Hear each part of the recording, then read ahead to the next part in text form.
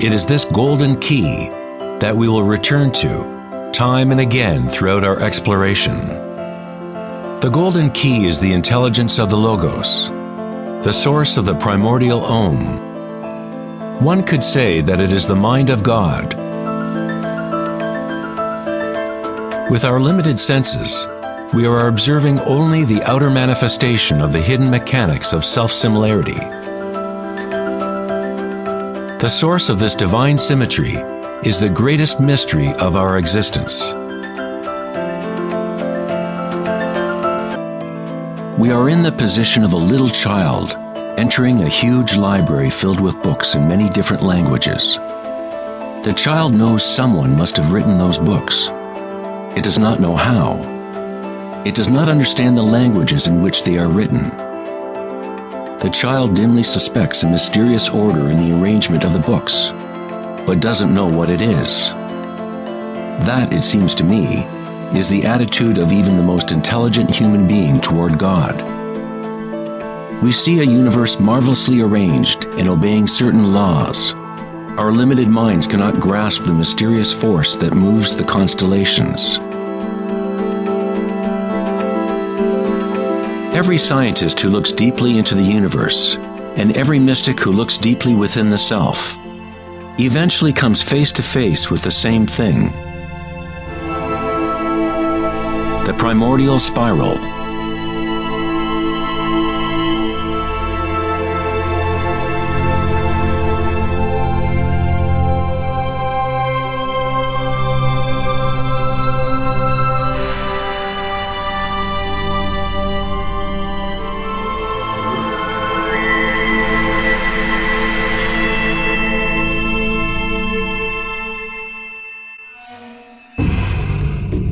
A 1,000 years before the creation of the ancient observatory at Stonehenge, the spiral was a predominant symbol on Earth.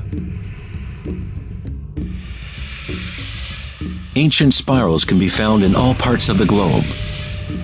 Thousands of ancient spirals such as these can be found all over Europe, North America and New Mexico, Utah, Australia, China, Russia, virtually every indigenous culture on Earth. The ancient spirals symbolize growth, expansion, and cosmic energy, embodied within the sun and the heavens. The spiral form is mirroring the macrocosm of the unfolding universe itself. In native traditions, the spiral was the energetic source, the primordial mother.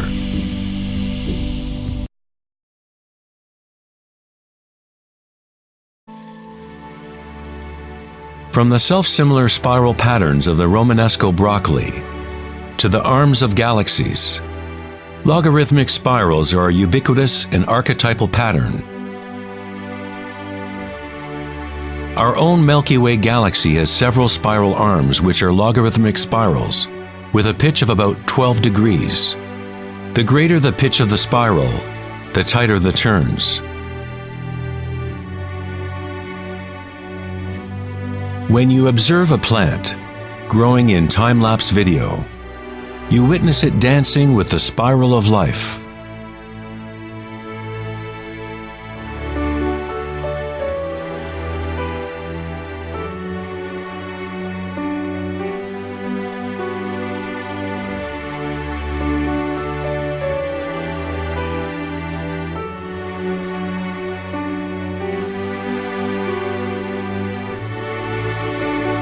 A golden spiral is a logarithmic spiral that grows outward by a factor of the golden ratio.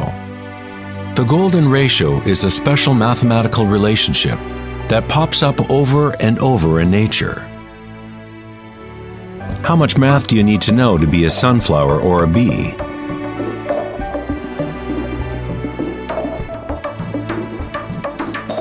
Nature doesn't consult the physics department to grow broccoli. The structuring in nature happens automatically. Scientists in the field of nanotechnology use the term self-assembly to describe the way complexes are formed, such as in the initial hexagonal phase of DNA formation.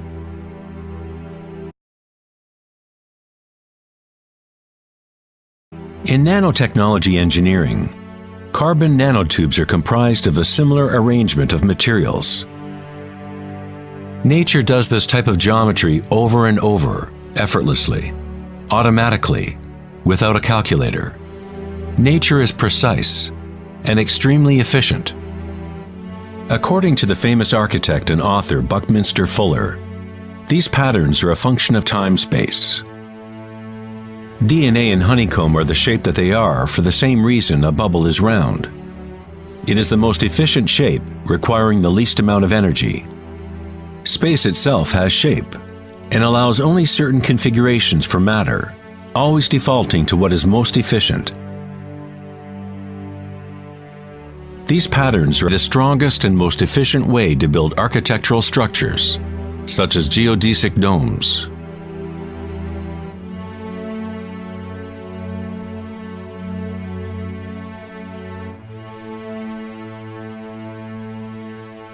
Logarithmic spiral patterns allow plants maximum exposure to insects for pollination, maximum exposure to sunlight and rain, and allow them to efficiently spiral water towards their roots. Birds of prey use the logarithmic spiral pattern to stalk their next meal. Flying in a spiral is the most efficient way to hunt.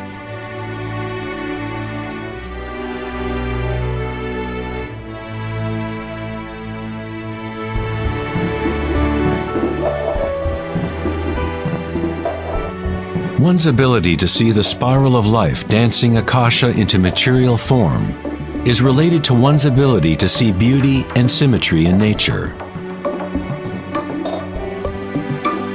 Poet William Blake said, "The vegetative universe opens like a flower from the earth's center, in which is eternity. It expands from stars to the mundane shell, and there it meets eternity again, both within and without."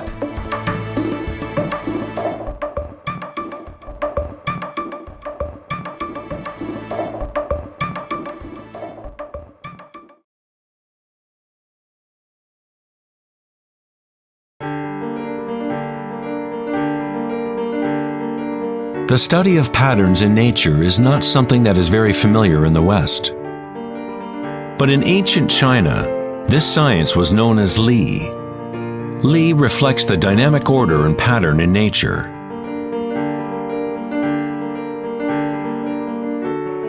But it is not pattern thought of as something static, frozen, or unchanging, like a mosaic. It is dynamic pattern as embodied in all living things.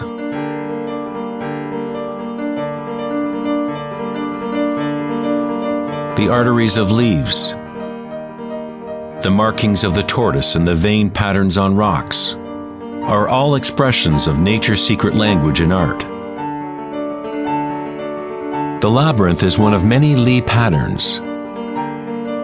It is found in coral structures, mushrooms like the morel, cabbages, and in the human brain.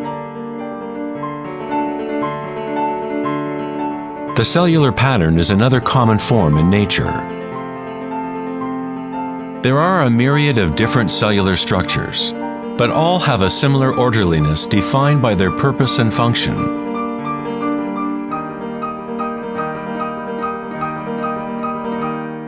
It is easy to be mesmerized with the constant play of forms. But what is most interesting is that certain archetypal forms seem to be woven into the fabric of nature at all. The branching pattern is another Li pattern, or archetypal pattern, that is observable at all levels and all fractal scales.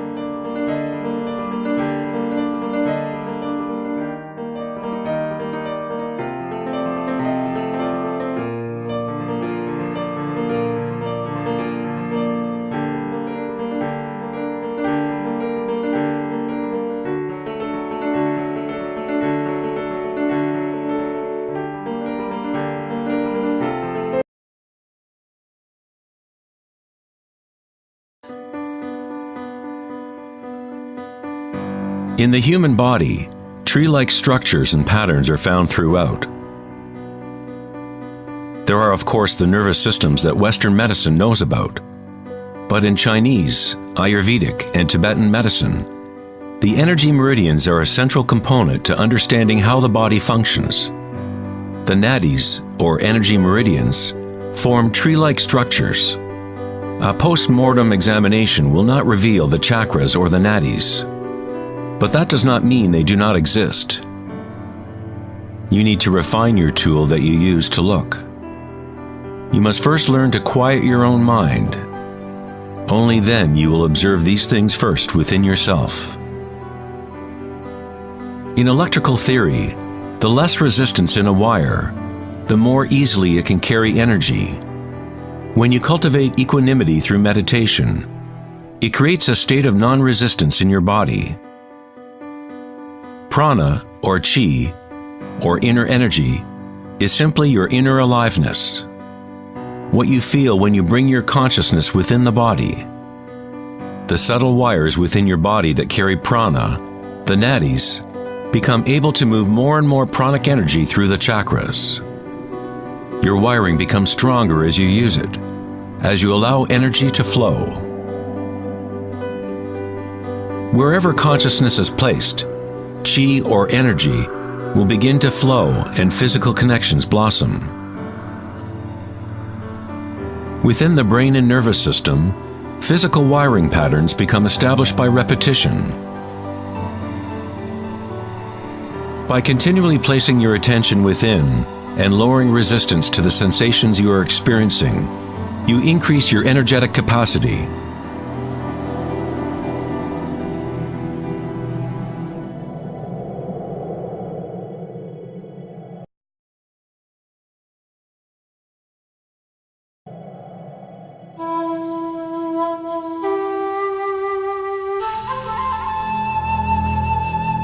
In Taoism, the yin-yang symbol represents the interpenetration of the spiral forces of nature. The yin-yang is not two and not one. The ancient concept of the hara is represented by a yin-yang, or spiral swirl. It is the power center located in the belly below the navel. Hara means literally sea or ocean of energy. In China, the hara is called the lower dantian. In many forms of Asian martial arts, the warrior with strong hara is said to be unstoppable. In the samurai tradition, one form of ritual suicide, or seppuku, was harakiri, was often mispronounced as harikiri. It means to impale one's hara, thereby cutting off one's chi or energy channel. Moving from this center creates the grounded, graceful movement that you see not only in martial arts,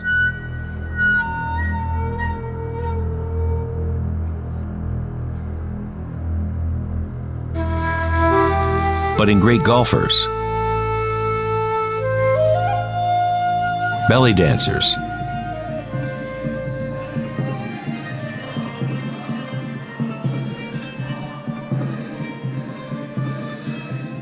and Sufi whirling dervishes. It is the cultivation of single-pointed, disciplined consciousness that is the essence of hara, the stillness in the eye of the hurricane.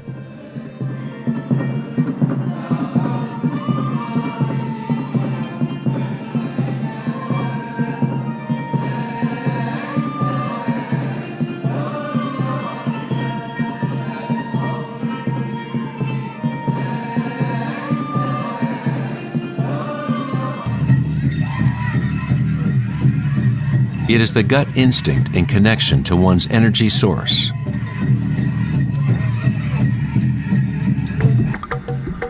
A person with good hara is connected to the earth and to the intuitive wisdom that connects all beings.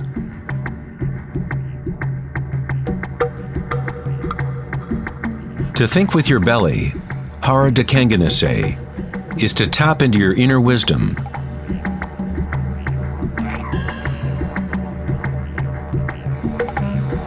The ancient Australian Aborigines concentrated on the same area, just below the navel, where the cord of the great rainbow serpent lay coiled.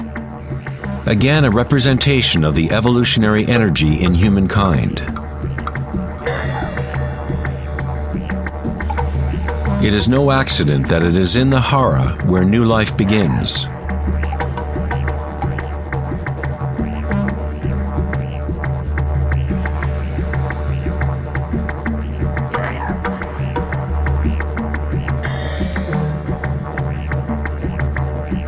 The enteric nervous system, sometimes referred to as the gut brain, is capable of maintaining a complex matrix of connections similar to the brain in the head, with its own neurons and neurotransmitters. It can act autonomously, that is, with its own intelligence. You could say that the gut brain is a fractal version of the head brain, or perhaps the head brain is a fractal version of the gut brain. A healthy bear has strong hara. When a bear knows where to forage for herbs, it follows the movement of qi through its senses, centered in the hara or belly. This is the bear's connection to the dream lodge, the place in native traditions where all knowledge comes from, to the spiral of life.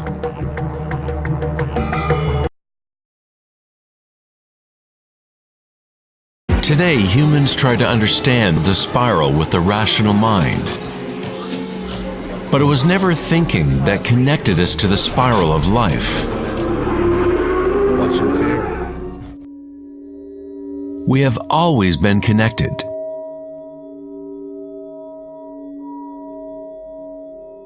Thinking has been what keeps us in the illusion of separateness, within our own identities. Thinking is the creation of separateness, the experience of limitation.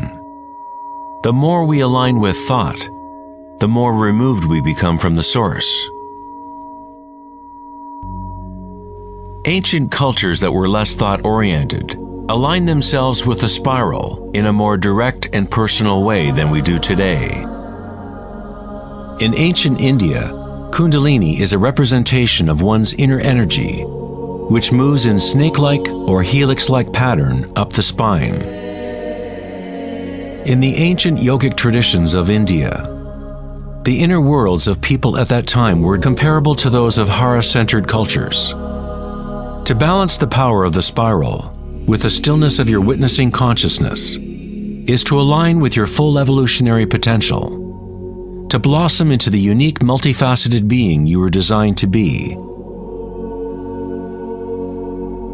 Ida, the feminine or moon channel, is connected to the right brain, and Pingala, the masculine or sun channel, connected to the left brain. When these two channels are in balance, energy flows up a third channel, Sushumna, along the center of the spine, energizing the chakras and unlocking one's full evolutionary potential. The word chakra is an ancient Sanskrit word meaning energy wheel. Kundalini is nothing less than the primordial spiral that dances your human life into existence. It is a different order of energy than we normally understand, like a bridge from gross matter to the most subtle energies. You are that bridge. Kundalini is not energy that can be forced by will, effort, and friction. It is analogous to growing a flower. All we can do as good gardeners is prepare the soil in proper conditions and let nature take its course.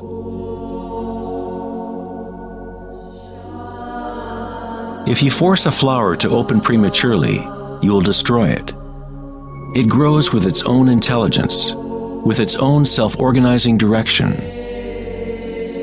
The egoic mind, which fixates on the outer world, is what keeps you from experiencing your true inner vibratory nature. When consciousness is turned within, it becomes like the sun's rays, and the lotus within begins to grow. As Kundalini awakens within oneself, one begins to see the signature of the spiral in all things. in all patterns within and without. This spiral is the link between our inner worlds and our outer worlds.